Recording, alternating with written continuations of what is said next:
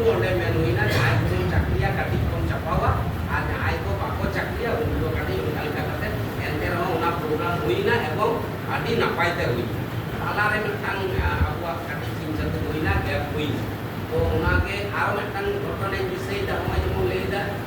জয়দেবে লেই দিদা আর উপরে কোনো আঘাত আসলে কোনো অত্যাচার হলে আমরা একসাথে রুখে দাঁড়াতে পারি না রুখে দাঁড়াচ্ছি না বা ওরকম পরিস্থিতি দেখছি না যাই হোক একটা স্কুলের ঘটনা ঘটেছিল আর সেটা হচ্ছে এখানে সাম মান্ডি নামটা ভুলে গেলাম বোমা মান্ডি বিশেষের নাম ছেলে একটা 275 থেকে সায়েন্সের হবে ওর ছিল 271 তো আমাকে প্রথমে ফোন করে আমি বললাম যে টাউন স্কুলে করে মিউনিসিপ্যাল বয় দিয়ে ওখানে আমি দুলার তখন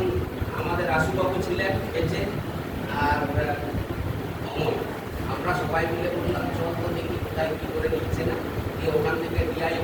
অফিস হয়ে এরিয়া ভেরিফিকেশন ওই পর্যন্ত যাওয়া ছেলেটাকে ভর্তি করেই ছাড়লাম হ্যাঁ ওই ভর্তি নিল কোনো কিছু না বলে তারপরে এরিয়াম থেকে ফোন করেছে স্যারকে হেড স্যারকে দিয়ে দিয়েছে তো এই কিছু কিছু ঘটনা আজকে আমাদের ছেলে মেয়েরা আজকে আমাদের বাড়ির লোকেরা কিছুদিন আগে আপনারা জেনেছেন যে এই যে জুডিওতে আমাদের একজন বিমানের একজন ম্যাডামকে অপমান করেছিল চোর বলে বা জিনিসপত্র ইয়ে করেছিল পরের দিনে জুডিওতে আমাদের 100-150 সব এসে ওখানে এমন গুণমার করে দিয়েছে যে সবাই কমাচ্ছে আর বাঁচে না সব পুলিশ সব কাটিয়ে করছে তো যুবক যদি তাহেন তখন না গোটাকে বল জিততে হবে বাঁকা দেখা থাকে না বর্তমান সময় যে বাবন চালাव দাᱲᱮ ᱠᱟᱱᱟ ᱟᱫᱚ ᱚᱱᱟ ᱦᱚᱛᱮᱡ ᱛᱮ ᱱᱚᱜᱼᱚᱭ ᱵᱚᱱ ᱞᱟᱹᱭ ᱠᱮᱫᱟ ᱟᱵᱚ ᱫᱚ ᱢᱟᱹᱡᱷᱤ ᱟᱹᱨᱤ ᱛᱟᱞᱟ ᱛᱮᱵᱚᱱ ᱪᱟᱞᱟᱜ ᱟᱠᱚ ᱛᱟᱦᱚᱞᱮ ᱡᱟᱦᱮᱨ ᱫᱚᱨᱠᱟর ᱡᱟᱦᱮᱨ ᱫᱚ ᱢᱮᱱᱟᱜ ᱜᱮᱭᱟ ᱡᱟᱦᱮᱨ ᱨᱮ ᱠᱤᱪᱷᱩ ᱤᱱᱴᱟᱨᱱᱮᱞ ᱮᱴᱠᱮᱴᱚᱬᱮ ᱪᱟᱞᱟᱜ ᱠᱟᱱᱟ ᱚᱱᱟ ᱫᱚ ᱱᱚᱝᱠᱟ ᱠᱟᱱᱟ ᱡᱮ ᱞᱳᱠᱟᱞ ᱦᱚᱲ ᱢᱤᱫ ᱵᱟᱨ ᱦᱚᱲ ᱞᱟᱹᱭᱟᱠᱚ ᱱᱚᱣᱟ ᱡᱟᱦᱮᱨ ᱫᱚ ᱵᱟᱝᱢᱟ ᱟᱞᱮ ᱟᱛᱳ ᱨᱮ ᱟᱨ ᱱᱚᱰᱮ ᱟᱵᱚ ᱵᱚᱱ ᱪᱷᱟᱹᱴᱭᱟᱹᱨ ᱠᱟᱫᱟ ᱥᱮᱫᱟᱭ ᱠᱷᱚᱱᱟᱜ ᱞᱟᱹᱲᱦᱟᱹᱭ ᱠᱷᱚᱱᱟᱜ ᱮᱦᱚᱵ ᱠᱷᱚᱱᱟᱜ ᱵᱚᱨᱫᱷᱚᱢᱟᱱ ᱡᱮᱞᱟ ᱡᱟᱦᱮᱨ ᱟᱫᱚ ᱱᱤᱛᱚᱜ ᱪᱤᱠᱟᱹᱭᱮᱱᱟ ᱟᱫᱚ ᱱᱚᱣᱟᱨᱮ ᱡᱚᱠᱷᱚᱱ ᱜᱮ ᱱᱚᱝᱠᱟᱱᱟᱜ ᱠᱟᱹᱴᱤᱡ ᱮᱴᱠᱮᱴᱚᱬᱮ ᱦᱩᱭᱩᱜ ᱠᱟᱱᱟ ᱟᱫᱚ ᱩᱱᱠᱩ ᱫᱚ ᱟᱭᱳ ᱦᱚᱲ ᱡᱚᱱᱚᱢᱩᱠᱷᱤ ᱟᱛᱮ ᱠᱚ ᱥᱟᱢᱟᱝ ᱟᱫᱚ ᱢᱟ ᱵᱟᱵᱟ ᱦᱚᱲ ᱫᱚ ᱪᱤᱠᱟᱹᱛᱮ ᱚᱸᱰᱮ ᱫᱚ ᱞᱟᱹᱲᱦᱟᱹᱭᱟ ᱪᱮᱫ ᱞᱮᱠᱟ ᱠᱟᱛᱮ ᱤᱭᱟᱹᱜᱼᱟ ᱟᱫᱚ ᱱᱚᱜᱼᱚ ᱱᱚᱝᱠᱟ ᱠᱟᱛᱮ ᱢᱤᱫᱴᱟᱝ ᱡᱤᱱᱤᱥ ᱪᱟᱞᱟᱜᱼᱟ ᱟᱨ ᱟᱵᱚ ᱵᱚᱱ ᱵᱟᱲᱟᱭᱟ ᱟᱫᱚ ᱛᱟᱦᱚᱞᱮ ᱱᱚᱣᱟ ᱡᱤᱱᱤস ᱟᱵᱚ ᱪᱮᱫ ᱪᱤᱠᱟᱹ ᱦᱩᱭᱩᱜ ᱛᱟᱵᱚᱱᱟ ᱱᱤᱛᱚᱜ ᱠᱤᱪᱷᱩᱴᱟ ᱠᱟᱹᱢᱤ ᱞᱟᱦᱟᱣ ᱠᱟᱱᱟ ᱢᱤᱫᱴᱤᱡ ᱵᱤᱰᱤᱳ ᱚᱯᱷᱤᱥ ᱨᱮ ᱜᱟᱞᱢᱟᱨᱟᱣ ᱫᱚᱦᱚ ᱠᱮᱫᱟ ᱤᱧ ᱫᱚ ᱫᱩᱵᱟᱨ ᱫᱚ ᱵᱟᱹᱧ ᱪᱟᱞᱟᱣ ᱫᱟᱲᱮ ᱠᱟᱫᱟ ᱠᱤᱱᱛᱩ ᱚᱸᱰᱮ ᱠᱚ ᱞᱟᱹᱭ ᱠᱟᱫᱟ ᱡᱮ ᱢᱤᱫᱴᱟᱝ ᱢᱤᱫ ᱦᱚᱲ ᱴᱷᱮᱱ ᱢᱟᱹᱡᱷᱤ ᱵᱟᱵᱟ ᱴᱷᱮᱱ ᱪᱟᱵᱤ ᱛᱟᱦᱮᱱ ᱢᱟᱹᱡᱷᱤ ᱵᱟᱵᱟ ᱴᱷᱮᱱ ᱫᱚ ᱪᱟᱵᱤ ᱢᱮᱱᱟᱜᱼᱟ ᱛᱚ ᱢᱮᱱᱟᱜᱼᱟ ᱜᱮᱴ ᱨᱮᱱᱟᱜ ᱪᱟᱵᱤ ᱢᱮᱱᱠᱷᱟᱱ ᱚᱸᱰᱮ ᱡᱟᱦᱟᱸ ᱠᱚᱢᱤউᱱᱤᱴᱤ ᱦᱚᱞ ᱢᱮᱱᱟᱜᱼᱟ ᱚᱸᱰᱮ ᱡᱟᱦᱟᱸ ᱨᱮᱥᱴ ᱦᱟᱣᱩᱥ ᱢᱮᱱᱟᱜᱼᱟ ᱚᱱᱟ ᱠᱚᱨᱮᱱᱟᱜ ᱪᱟᱵᱤ ᱫᱚ ᱮᱢ ᱵᱟᱝ ᱦᱩᱭ ᱠᱟᱱᱟ ᱟᱫᱚ ᱱᱤᱛᱚᱜ ᱪᱮᱫ ᱞᱮᱠᱟ ᱠᱟᱛᱮ ᱟᱵᱚ ᱡᱚᱛᱚ ᱠᱚᱛᱮ ᱵᱚᱱ ᱢᱮᱱ ᱫᱟᱲᱮᱭᱟᱜᱼᱟ ᱡᱮ ᱱᱚᱣᱟ ᱫᱚ ᱢᱤᱫᱴᱟᱝ ᱵᱳর্ড ᱛᱟᱦᱮᱱ ᱢᱟ ᱵᱳর্ড ᱢᱤᱫᱴᱮᱱ ᱪᱟᱵᱤ ᱛᱟᱦᱮᱱᱟ ᱟᱨ ᱪᱮᱫ ᱞᱮᱠᱟ ᱠᱟᱛᱮ ᱚᱱᱟ ᱵᱳর্ড ᱜᱮ ᱥᱟᱢᱴᱟᱣ ᱦᱮᱸ ᱥᱮ ᱱᱚᱣᱟ ᱫᱚ ᱛᱨᱟᱥ ᱠᱟᱱᱟ ᱡᱟᱦᱮᱨ ᱨᱮᱱᱟᱜ ᱠᱟᱹᱢᱤ ᱫᱚ ᱟᱨ ᱡᱟᱦᱮᱨ ᱨᱮᱱᱟᱜ ᱤᱭᱟᱹ ᱛᱮᱫᱚ ᱱᱚᱜᱼᱚᱭ ᱢᱟᱹᱡᱷᱤ ᱦᱟᱲᱟᱢ ᱱᱚᱰᱮ ᱢᱮᱱᱟᱭᱟ ᱢᱮᱱᱠᱷᱟᱱ ᱱᱟᱭᱠᱮ ᱜᱚᱰᱮᱛ ᱱᱩᱠᱩ ᱫᱚ ᱠᱤᱪᱷᱩᱴᱟ ᱦᱩᱭᱩᱜ ᱠᱟᱱᱟ ᱵᱞᱮᱠᱢᱮᱞ ᱞᱮᱠᱟ ᱠᱚ ᱠᱚᱨᱟᱣ ᱡᱮ ᱟᱵᱚᱨᱮᱱ ᱜᱮ ᱦᱚᱲ ᱮᱢᱚᱱ ᱠᱤ ᱢᱤᱫ ᱦᱚᱲᱮ ᱞᱟᱹᱭ ᱠᱮᱫᱟ নাইকে নিত্য পুজোয় করাওয়া আর নোটে যাহা গেস্ট হাউস ওনা তো নাইকে কে থাকে আদো নুকা হো মনে রাখো বুঝাও না তাহলে গেস্ট হাউস যাহা 30 লাখ টাকাতে তৈরি না ওনার হো নুকা তো থাকে না চিন্তা এটা ছিল কোনো নেই আর মোহাম্মদ চিন্তাতে টেকা দারাম হইলা চিন্তাতে মিটান ভিডিও টেন দেই কাতে কিংবা পিসিডব্লিউ টেন দেই কাতে ইএম টেন দেই কাতে যে নোটে মিটান অ্যাডমিনিস্ট্রেটর করা হবে এবং আলেয়ার সান্তারা যা সাংস্কৃতিক অনুষ্ঠান করা হবে যার ফলে সুন্দরভাবে চালামা তোমার নাম একটা বড় আগাছা এই নৌকা জুড়াইদা আর হাউস ছেড়ে মনেয়া ওনাকে লই দাও আর নোয়া ওনা তায়ম রে যাহা মিটান পে বিঘে গান জায়গা তাহেন কানা মারুতি শোরুম তায়ম রে ওনা শোরুম রে তো মিদ সময় তো ওনা আদিবাসী বর্ণমালা স্কুল এমএসকে স্কুল को চালাত কান তাহেন তো ওনা তো তারপরে দিন জারম বন্ধ হইনা কিন্তু কাগজপত্র তো আদিবাসী বর্ণমালা ওনা স্কুল ভিতর থেকে মেনা জমি হাঙ্গর को যখন তো নজর আদা उन समय व्यक्ति इन যখনই বাড়াই কিনা আলে को তাতে করে যখন ले বাড়াই কিনা নগে এসবিও তাই কানা কৃষ্ণ কুমার মন্ডল সঙ্গে তিন ফোন আছে যে ননকা ব্যাপার তাহলে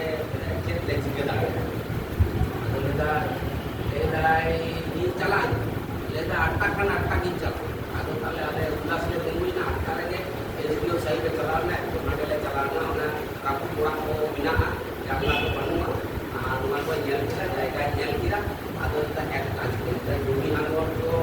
নৌকা তো প্রয়োগ কিয়া তাহলে এক কাজ করতে চেত চালাক কান থাকে পঞ্চকি একটা স্কুল চালাক কান থাকে আদো ওনা পঞ্চকি school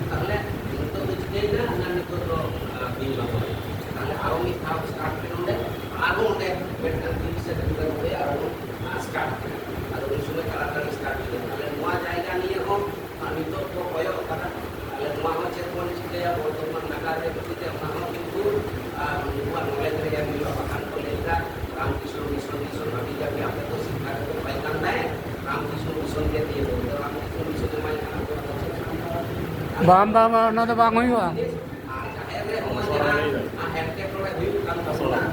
ale nua kati jel samra huyuga ar nonde judi nua itu tabona ale nonde na jaha baha sorai aboren ira uru pindah joto nua ko jel sarai tabona ing nes kulkata makmulere special guest ni juga makmulere chief guest ni to nonde nua kata gin men ai ko orang ko chalaw dare kana kainde isu ko mon chalaw dare oi je mitang lakchar abu ko apel app to oi dia abu ye nua ke satu abu jana ona re mana dia ke men kata thai kan je ai so lajaran apuran kita sotra Adivasi lie lakchar kita te apu jo kor le kita anju kita goge ko le kita nua mitto sitai to hasta to halta ne olok kalta ayu baba ato kon to heklen kan le o amader barite khaj kore nua ko golpo ma anjom menkan itu to scenario kati change kana ar bishesh kate aro bon be apru chapai na je apo to hor kana bon adivasi kana bon sauta to ko mena hui ta sara piti ko buj ke punan ko hui ni ko অতএব নামটা লোকে প্রচার হয় যায় আপাতত কত কিনা check হলো এন ওই আবার লাই লাকচার কালচার সংস্কৃতি ওয়া তো লেইটার একদম ইন্ডিজিনাস ওয়া তো মানে oldest and oldest in the world ওয়া তো যাই তো বই বম পড়া তা তো চেক বম যাই বই বম পড়া তা তো পড়া তা উনি তো ওটা মধ্যে জানলা আবার সংস্কৃতি যদি আপনি পড়াই না ঠিক সেই বম পড়াই আবার গিদ্রে কো ইন্টারেস্ট আপনার কম পড়াই নিকাল করো গিদ্রে চিকেতে ইন্টারেস্ট নিয়া nua ko jelo abu paraya en ilo to hilo mullo to adi sangi re na bepa adi gorob kate kon leya le nua disom re ale ko ale ya সংস্কৃতি ke sera ঠিক আছে তো nua to adi to moni risi ko Rabindranath kona Vidyasagar kona ebong ale ke rashtrapati thakena Pranab Mukherjee ami ta le kiya je democracy che komita যদি nua parai sana kiya tale adivasi der kache तो ले kita বিভিন্ন সময় রে ले কিছু যা যে আপু আগে ছিল সবাই তো ले নাই ছে ব্যাংকায় তো আপু তো ওটার পর কেন কোন বাজার না তো চেক করব ওটা যদি আর আগে বল নিয়া কথা যে যুবককে আরে তখন মানে বিছানা তো তাই না সাথে তো লইয়া ওটা হল তো মিলার का ওটা কে বল দাঁড়ে আর মা চাহে রীতি কাতে তিন দো যাহা মিটিং হইনা মনে হইতা না যে আদি বড় লই দিনা সাথ আরে India ko adi hol ko ako le dare tabuna node ke to kong sumai abo nua to ing do node kon to kita পরবর্তী কাল re jaher re kan kon do dare ya ako marang jo kon do dare ya kon do dare ya ko ape kati peti tabuna dan nungka jahat ke en pate abwa jaita tahen abwa community hol tahen dan sudah node bangun to ini jahai to ek abang bangunan to sudah আর বাবা তাকে কয়েকটা বাতার সে কিনা নুকুয়া একটা problem কিছুদিন মারান করে এলা ওদের ভাই কিনা উচ্চ মাধ্যমিক माध्यमिक अभी मेंटल स्कूल को चला लेता है निकट शाम 2 से 10 कट्ठा जाएगा तो वहाँ जाएगा रे ऊपर को उनको सेंट्रल गुना स्टेट गुना करके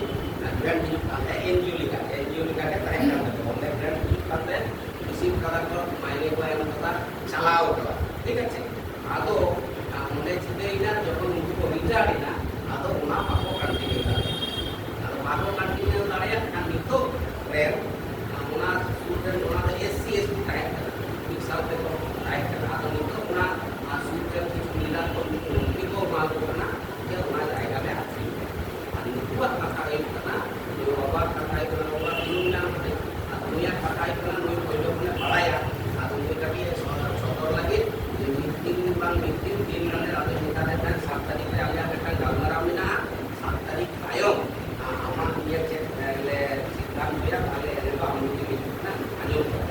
ayah ucap থেকে বার কথা একদম মানে নিউরা ইয়ে করতে চাই উনি তো কাজ করা অন্তত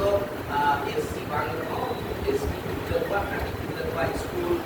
বা কোচিং বা টিউটোরিয়াল ওনা জায়গায় আবার যা যদি itu তাহলে তাহলে তো kali ajaran atau apa dan apa lagi ada di kalau dulu macam-macam untuk komat mungkin kayak training kali kaki cuma lain nak tahu report ᱮᱢᱟᱭ ᱢᱟ ᱟᱨ ᱚᱸᱰᱮ ᱠᱷᱚᱱᱟᱜ ᱟᱵᱚ ᱥᱚᱨᱠᱟᱨ ᱨᱮᱱ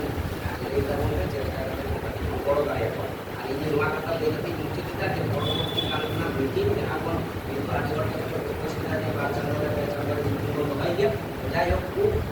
অল্প দিন ভিতর রেখে মেটান মিটিং বন হয়া আর ওনা বর্তমান জেলা জায়গাতে বর্তমান না খাদিনা ব্লক না সামান কোয়া এদের কানা অনেক হিজুবা আর উনকু যত হলতে রেজুলেশন কাতে মেটান নিয়ম বন হয়া আর মেটান Covid no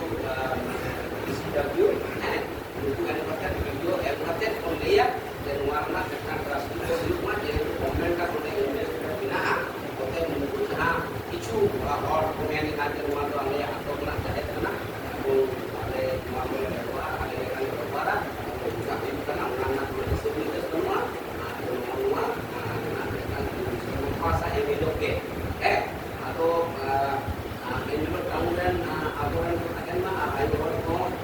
ayo ko minat na ako na kina jadi nyamon ini ora ora lihat jangan na kaki itu kalau kan kalau anu macam macam ada ni apa ini ini balaja ini tanah sekali ketik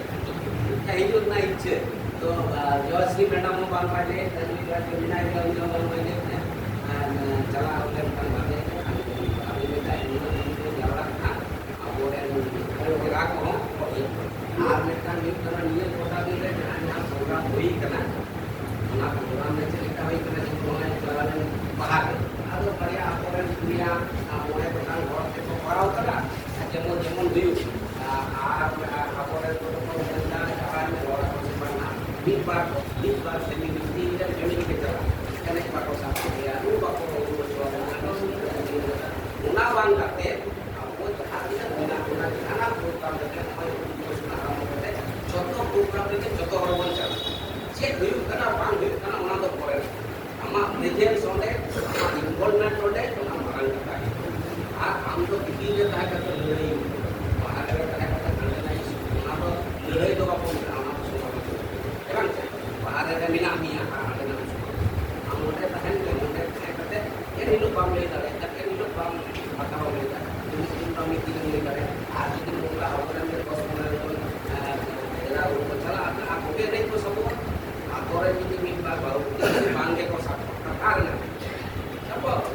atau mau lupa simbol simbol mina semua kali kita adalah atau warna akan kayu itu bukan wilayah wilayah itu dimainkan pada dosara musik saya ceritakan kita mengajar pas kate atau